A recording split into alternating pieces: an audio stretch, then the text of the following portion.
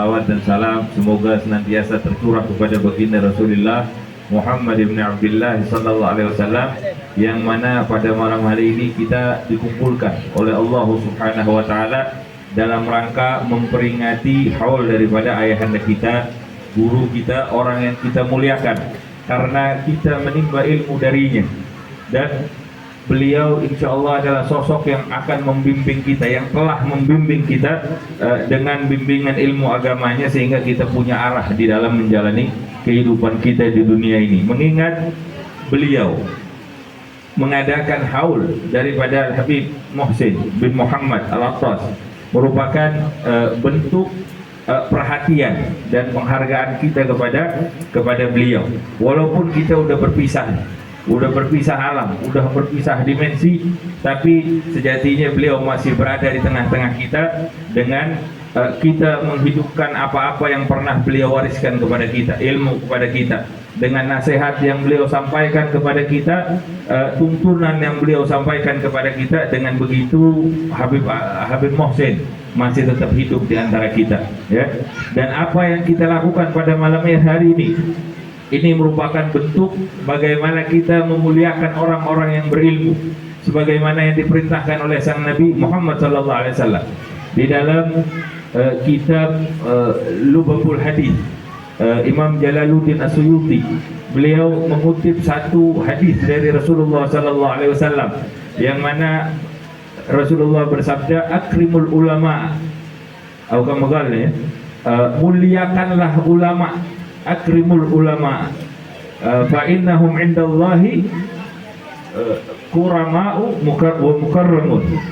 Karena mereka itu, ulama itu di sisi Allah Subhanahu wa taala, mereka itu mulia dan dimuliakan oleh Allah Subhanahu wa taala. Ya. Maka dari keterangan yang singkat ini kita bisa mengambil beberapa pelajaran. Sebetulnya kalau mau digali bisa banyak lah. Tapi ini yang bisa Al-Fakir sampaikan, bahwa yang pertama, kita ini perlu untuk memuliakan ulama. Kenapa? Karena mereka dimuliakan oleh Allah Subhanahu wa taala. Kedudukannya mulia dan mereka dimuliakan. Maka apa-apa yang dimuliakan oleh Allah Subhanahu wa taala, wajib bagi kita untuk memuliakan mereka. Kalau ulama itu dimuliakan oleh Allah, kita wajib memuliakan ulama. Nggak ada alasan apapun. Presiden boleh jadi kita muliakan karena dia punya kedudukan. Tapi kalau kedudukannya hilang, nggak jadi lagi deh. Tapi ulama ini kedudukannya mulianya karena kedudukan akhirat, karena Allah yang memuliakan. Kalau Allah yang memuliakan, nggak ada orang yang bisa menghinakan mereka. Maka yang pertama adalah kenapa kita lakukan hal ini? Karena mereka dimuliakan oleh Allah Subhanahu wa taala, dan kita muliakan apa yang Allah muliakan. Yang kedua, kita muliakan ulama. Kita adakan acara seperti ini, dalilnya juga ini menjadi dalil bahwa apa yang ada di dalam diri mereka, di dalam dirinya ulama, ini adalah warisan dari Nabi Muhammad SAW. Kalau kita mau jadi keluarganya Nabi Muhammad SAW, bukan jadi habaib nih, bukan. Tapi kalau kita mau jadi keluarganya Nabi, orang kalau nerima warisan, Pak, itu kan pasti keluarganya ya. Kalau mau jadi keluarganya Nabi Muhammad SAW, jadi bagian keluarganya, maka hargai ulama. Di dalam diri ulama itu, mereka itu pewaris Nabi. Warisannya Nabi Muhammad SAW ada di dalam diri mereka. Kalau kita mau jadi bagian keluarga, kita timba ilmu dari mereka, ambil ilmu dari mereka, karena mereka wasilah bagaimana kita bisa mendekat kepada Nabi Muhammad SAW. Dengan kita mendekat kepada Nabi Muhammad SAW, kita mendekat kepada Allah Subhanahu wa taala. Di dalam ayat disebutkan, "Qul in kuntum tuhibbunallah." Katakanlah wahai Muhammad SAW. Allah yang bilang nih, Allah yang berfirman di dalam Al-Qur'an. Katakan wahai Muhammad SAW, "Qul in kuntum tuhibbunallah." Kalau kalian cinta sama Allah, kalau kalian cinta, ada nggak yang nggak cinta sama Allah? Ya, kita kalau ditanya cinta nggak sama Allah, pasti semua jawabnya cinta. Ya. Qul in kuntum tuhibbunallah fattabi'uni. Bagaimana cara mendekat kepada Allah? Menyatakan cinta kita kepada Allah. Fattabi'uni. Allah bilang sama Nabi, bilang ikuti aku, Nabi Muhammad SAW. Nah kita ini nggak ketemu sama Nabi Muhammad, gimana kita bisa ngikuti Nabi? Ya, kita ngikuti ajarannya para sahabat, pemahaman dari para sahabat dan keluarganya Nabi Muhammad SAW. Nah kita nggak ketemu juga, Beb. Ya ikuti pemahamannya tabi'in, ikuti pemahamannya tabi'ut tabi'in. Begitu dari masa ke masa, dari masa ke masa, dari generasi ke generasi sampai kepada guru kita ini, Habib Muhsin bin Muhammad Al-Attas.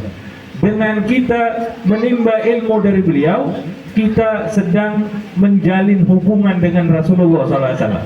Kita sedang membuktikan kecintaan kita kepada Rasulullah SAW. Dan dengan begitu kita akan mendapatkan kecintaan Allah Subhanahu Wa Taala. Orang kalau ngaku cinta banyak, tapi akhiran daripada ayat itu, lanjutan daripada ayat itu, qul in kuntum tuhibbunallah fattabi'uni yuhibbukumullah. Akhirannya bukan kita akhirnya jadi cinta sama Allah. Orang kalau ngaku cinta banyak, Pak, tapi akhirannya itu adalah yuhibbukumullah. Allah yang akan cinta sama kita. Mana derajat lebih tinggi, mencintai atau dicintai? Nabi Ibrahim gelarnya juga Khalilullah, kekasih Allah juga dah. Tapi Nabi Muhammad SAW gelarannya itu adalah Habibullah. Bedanya apa Khalilullah sama Habibullah? Kalau Khalil itu orang yang berusaha untuk mencintai kemudian dia dicintai. Tapi kalau Habib emang dari awalnya sudah dicintai. Tapi dua-duanya mulia. Kenapa? Karena dicintai oleh Allah Subhanahu Wa Taala.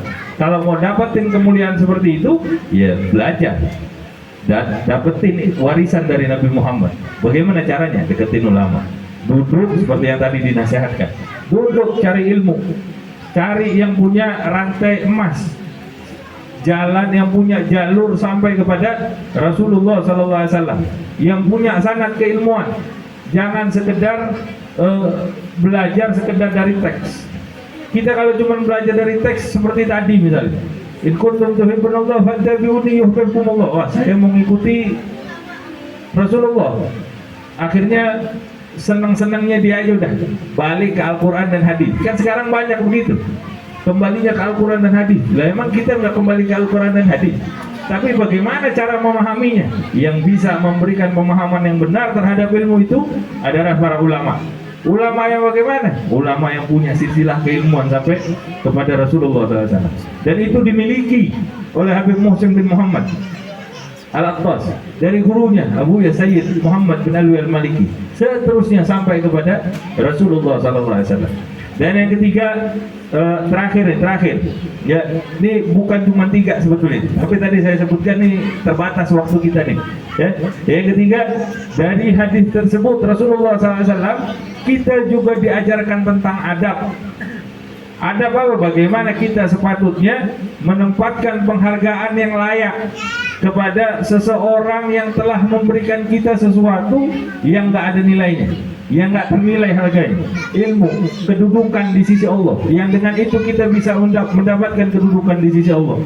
Maka hormati mereka, timba ilmu dari mereka, beradab kepada mereka. Dan alhamdulillah ini yang kita lakukan di malam ini, mudah-mudahan Allah catat sebagai bukti bagaimana kita menghargai guru-guru kita, bagaimana kita beradab kepada mereka, dan bagaimana kita menjaga warisan daripada Nabi Muhammad SAW. Semoga Allah berikan manfaatnya kepada kita, pasangan hidup kita, orang rumah kita, anak-anak kita, orang-orang tua kita, sampai tetangga-tetangga kita, dan mereka yang kita kenal dan mereka yang mengenal kita. Semoga mereka mendapatkan manfaatnya. Semoga juga ini lingkungan ya, mudah-mudahan tetangga kita dapat dah manfaatnya ya. Kita minta sama Allah kalau mau jadi kun fayakun, jadi mudah-mudahan Allah berikan hal itu kepada kita, berkahnya dari Habib Muhsin bin Muhammad Al-Attas. Hadza minni wa lakum minkum. Assalamualaikum warahmatullahi wabarakatuh. Habib Muhsin adalah termasuk murid daripada Abu Yazid Muhammad Al-Maliki. Beliau dulu cerita beliau kepada saya, beliau dulu khidmah. Beliau ngajarin Alwi, dulu saya khidmah jadi supirnya Abuya. Ya, beliau dipanggil oleh Abuya Said Ahmad, anaknya Abuya, khalifahnya Abuya Said Muhammad, namanya Abuya Said Ahmad. Ketika itu di sore hari ada namanya dakah. Dakah itu tempat duduk buat ngete kalau sore. Karena di Abuya itu lebih banyak hikmah daripada belajar. Karena kata Abuya, ilmu di mana aja sama. Kalau antum buka Akhlakul Banin juz 1 di sini di Hadromut isinya sama, nggak beda. Tapi yang membedakan adalah keberkahan. Ya, kita berangkat ke sono ngambil berkah. Kata Abuya, di sini tempatnya hikmah. Bahkan Abuya di dalam perkataannya, aku lebih suka kepada santri yang hikmah daripada santri yang giat belajar ilmu tanpa ada hikmah. Ya, karena hikmah itu mendidik seseorang untuk beradab. Nah, Habib Muhsin itu setiap sore saya dipanggil, duduk sini, duduk Alwi sini. Nunjuk tuh mobilnya tuh, dulu saya naik mobil itu Alwi. Cerita banyak sama Habib Muhsin. Sampai-sampai saya dianggap seperti anak, nggak pernah ketinggalan, nggak boleh ketinggalan. Tiap sore duduk sini. Sampai-sampai meninggalnya di sebelah saya Habib Muhsin. Habib Muhsin meninggalnya di Arafah di sebelah saya. Dan saya yakin dan saya bersaksi Habib Muhsin adalah orang soleh. Kenapa saya katakan saya bersaksi Habib Muhsin orang soleh? Karena bersaksi itu nggak bisa sembarangan. Kenapa? Ketika meninggalnya Habib Muhsin di Arafah, ketika itu malam harinya, salah satu mantu dari Abuya Sayyid Muhammad Alwi Al-Maliki bermimpi di malam harinya kalau Habib Muhsin sudah sempurna melaksanakan hajinya. Di situ kita menangis semua. Kita haji seakan-akan, ya Allah, Habib Muhsin, Habib, antum jangan duduk di jendela, Habib, biar aneh aja di jendela. Enggak, aneh mau di jendela, kata Habib Muhsin. Aneh mau di jendela, Habib, jangan di jendela, banyak angin. Dulu kita kalau ke Arafah debunya pada naik. Nah, Habib Muhsin itu saking semangatnya, kepalanya keluar mengatakan labbaik Allahumma labbaik. Habib, udah jangan keluar, aneh saking senangnya.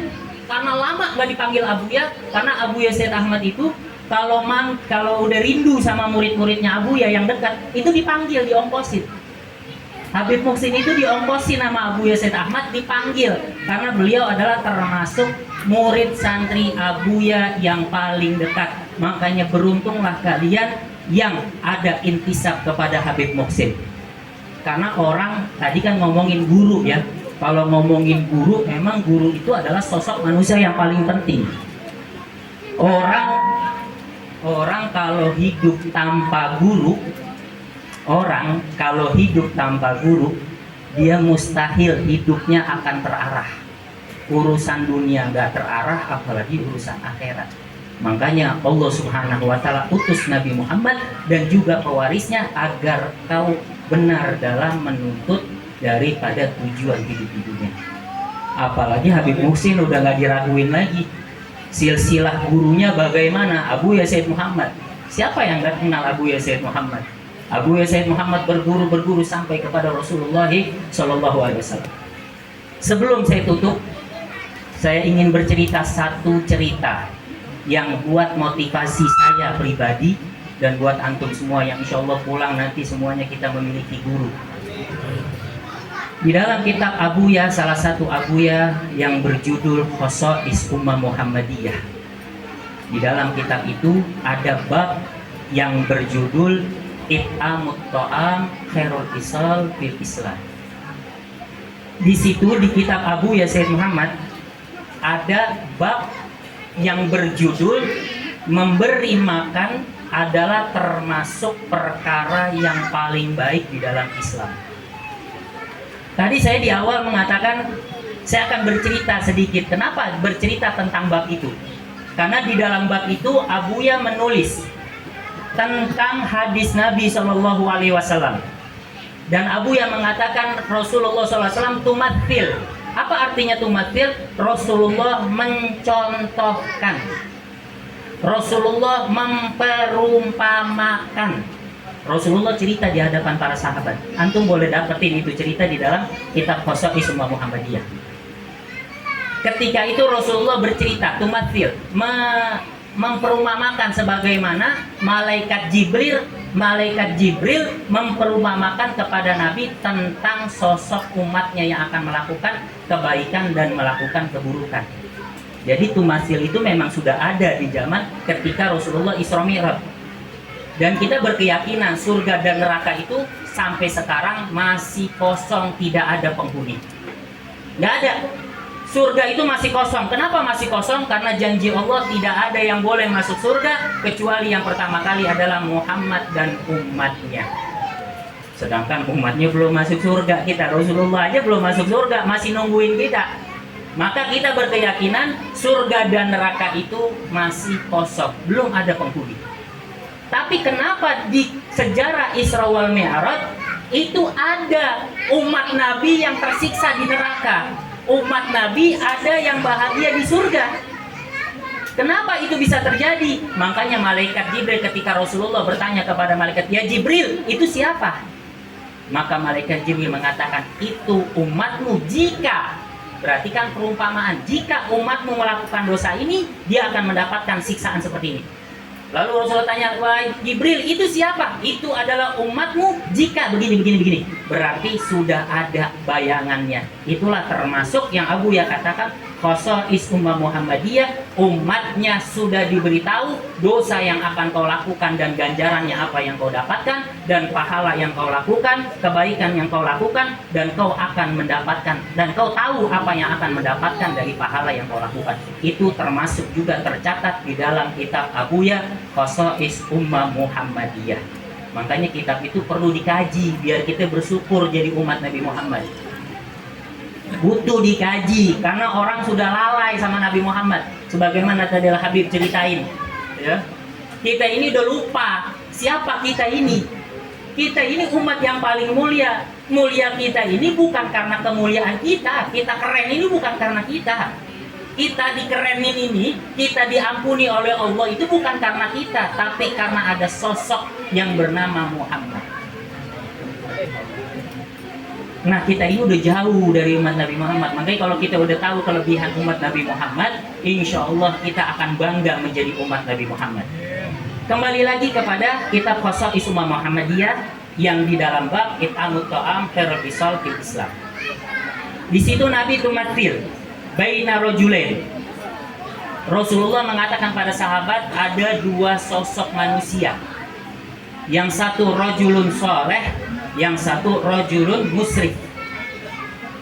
Ada dua orang, kata Rasulullah. Rasulullah memperumpamakan ada dua orang berjalan di padang pasir. Ada orang soleh, ada orang musrif. Musrif ini orang yang jauh dari baik, dah bahasa orang kagak danta kalau kata Bekasi mah. Kata orang Bekasi mah kagak danta, ini orang udah bener-bener kagak danta. Tahu kagak danta? Kalau bahasa Jakartanya udah badernya luar biasa ini bocah. Bocah udah bader banget ini. Ya, Masya Allah nih. Nah, jalan berdua nih kata Rasulullah. Ketika di perjalanan di padang pasir, orang soleh ini terjatuh. Terjatuh karena merasakan haus yang luar biasa. Ini orang soleh jatuh karena haus. Akhirnya ketika jatuh dia katakan, "Wahai fulan, tolong berikan airmu kepadaku agar aku bisa meneruskan perjalananku." Agar aku bisa meneruskan perjalananku. Maka kata orang yang nggak pernah, orang kagak danta nih, ya orang kagak bener nih, orang bader, dia mikir, gua ini udah kagak bener, ya, udah bahasanya, udah sampah masyarakat saya ini, udah nggak ada manfaatnya sama masyarakat, udah nggak ada manfaatnya saya. Terus dia nih orang soleh butuh air, masa saya nggak kasih? Udah saya tawakal sama Allah, ya Allah saya tawakal kepadamu, saya kasih ini air biar ini orang alim nggak mati, biar dia berjalan terus.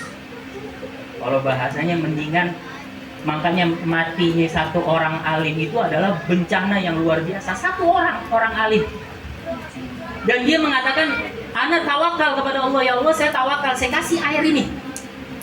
Akhirnya air itu diberikan kepada orang soleh itu minum, sehingga Rasulullah menceritakan dia berjalan lagi, meneruskan perjalanannya. Kata Rasulullah, terjadilah yaumul hisab, di mana hari perhitungan. Yang kita ketahui surga itu diciptakan untuk orang bertakwa, sedangkan neraka itu diciptakan untuk orang-orang yang bermaksiat. Udah jelas orang yang kagak bener ini masuk neraka. Akhirnya orang soleh dituntun sama malaikat menuju ke surga. Ini kembali lagi, ini tumatil. Kalau antum dengar ada cerita tentang surga masuk surga, itu adalah umpama yang termasuk daripada khususnya umat Nabi Muhammad Shallallahu Alaihi Wasallam.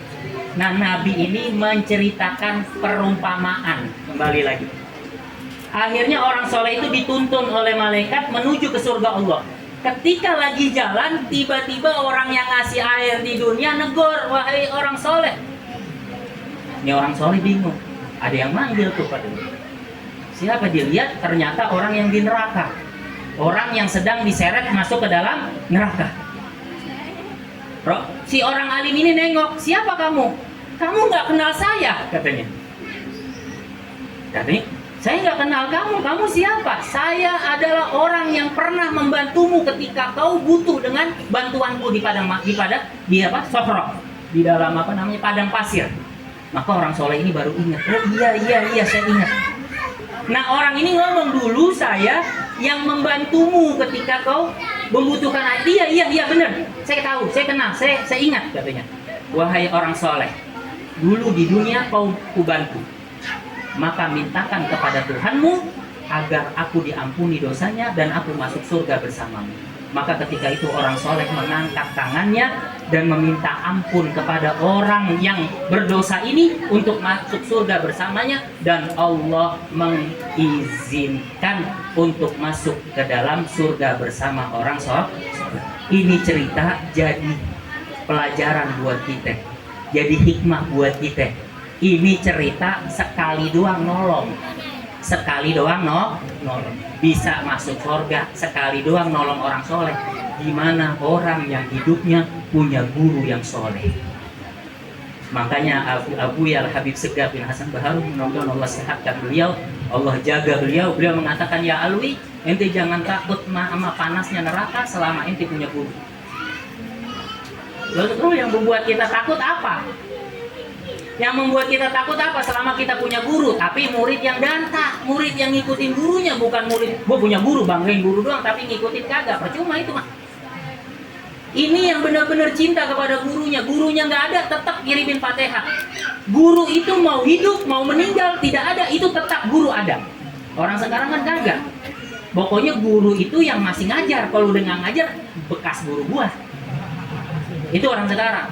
Ditanya, lu nggak lebaran ke Habib Muksin? Dulu Habib Muksin guru gua, sekarang kan udah kagak, berarti gua nggak perlu. Itu orang sekarang. Kita ngajar di masjid, ada guru ngajar di masjid, itu gurunya. Ketika udah selesai hatam, gurunya nggak ngajar lagi, udah nggak ada lagi yang lebaran ke gurunya. Ditanya, udah nggak lebaran soalnya? Itu dulu guru gua, sekarang mah udah bukan guru gua. Nah orang yang macam gini nanti di akhirat bingung mana gurunya. Ngaku, ya guru saya ngaji di Masjid Nurul Iman. Yang mana? Yang duduk di pojok. Dan saya udah nggak ngajar lagi, nggak datang lagi. Iya guru, saya lupa. Kalau saya punya guru yang dulu ngajar, pindah lagi, susah nemuin. Makanya antum harus punya istiqomah dalam memegang guru. Makanya mustahil seseorang akan mengenal nabinya, seseorang mustahil akan mencintai nabinya tanpa wasilah sosok seorang guru. Makanya ini cerita menjadi pelajaran buat saya pribadi dan buat antum semua. Seseorang yang menolong satu kali saja bisa menyebabkan masuk surga. Bagaimana yang hidupnya memiliki sosok seorang guru. Mudah-mudahan kita semua termasuk orang-orang yang diakui oleh Habib Muksin murid-muridnya. Dan mudah-mudahan kita mendapatkan syafaat daripada Habib Muksin. Dan mudah-mudahan kita tidak bubar dari tempat ini kecuali kita membawa keberkahan daripada Habib Muksin Al-Aqtas dan daripada gurunya Habib Al-Sabu Yasin Muhammad Al-Maliki. Dan juga kita berdoa mudah-mudahan Habib Muksin Allah ampuni dosa-dosanya, Allah jadikan kuburannya raudhah min riyadil jannah. Dan mudah-mudahan kita doakan Habib Muksin dan keluarga besarnya daripada almarhum. Kita doakan kepada istrinya, mudah-mudahan Allah panjangkan umurnya dalam taat kepada Allah Subhanahu wa taala. Allah senantiasa berikan kesehatan kepada beliau. Dan mudah-mudahan kita berdoa kepada Allah, Allah jadikan anak cucu mantu daripada Habib Muksin anak-anak yang salihin, anak-anak yang salehah. Dan kita tidak bubar semua kecuali hajat dunia akhirat kita dikabulkan oleh Allah Subhanahu wa taala. Amin ya rabbal alamin. Mungkin ini saja sedikit daripada cerita Habib Muksin. Mudah-mudahan bermanfaat buat saya pribadi dan buat antum semua. Assalamualaikum warahmatullahi wabarakatuh.